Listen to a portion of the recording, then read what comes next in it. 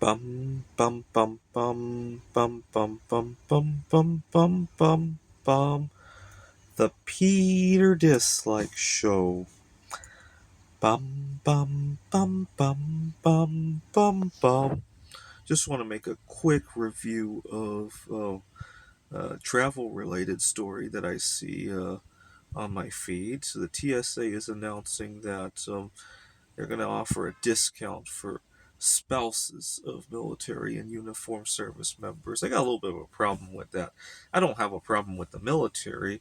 What I have is the concept that the discount is only offered to spouses. See, I always wish we flipped the script. Instead of saying that people who are married get all of this. If we flipped it around and say that the unmarried don't get this, I doubt any of our policies would sound as beautiful as they sound with uh,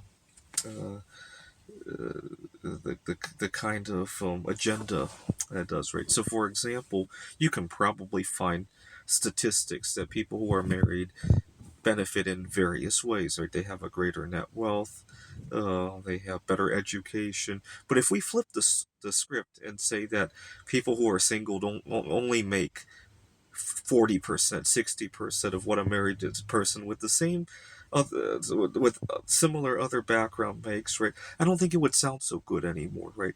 Think about how we talk about other gender inequality or racial inequality or even sexuality inequality in terms of income, in terms of wealth, right? Those don't sound very good, do they?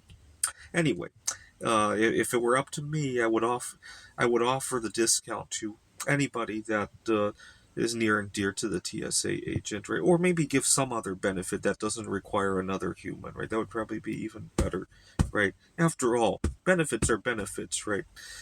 But something else I noticed with all of this increased technology. Nowadays, we don't have to take our laptops out of the bag. A lot of places you don't need to take your shoes off. They just have a dog sniffing for, I don't know what they sniff for, drugs, explosives.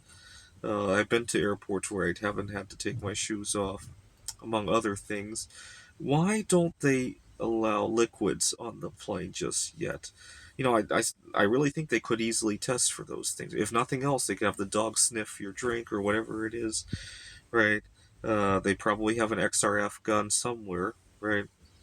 XRF can detect all the trace elements in a sample.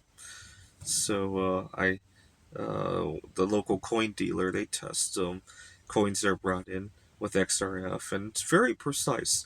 I recently discovered that every batch of pennies or nickels don't always have the same alloy, and that's how precise. The only thing it can't do, I was a little disappointed. I thought you could detect a small amount of thallium that bismuth decays, and you can't.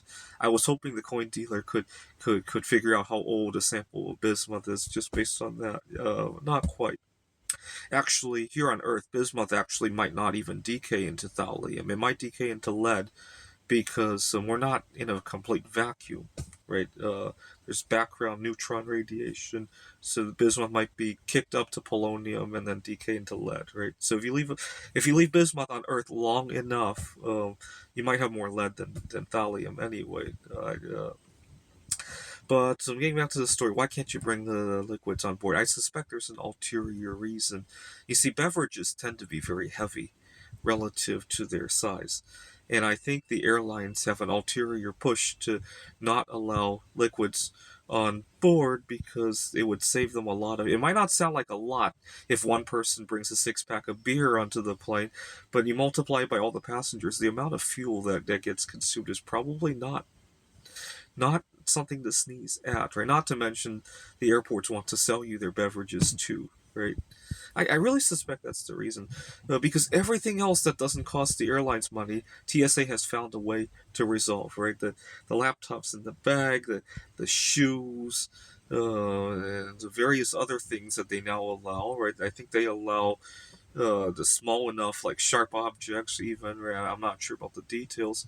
You get the idea, because those things aren't going to cost the airlines very much to allow, right? After all, the shoes and the laptop, they still make it to the airplane, or whether or not you take it out isn't going to affect the fuel, right? This is the Peter Dislike Show. Bum bum bum bum bum bum bum bum bum bum bum bum.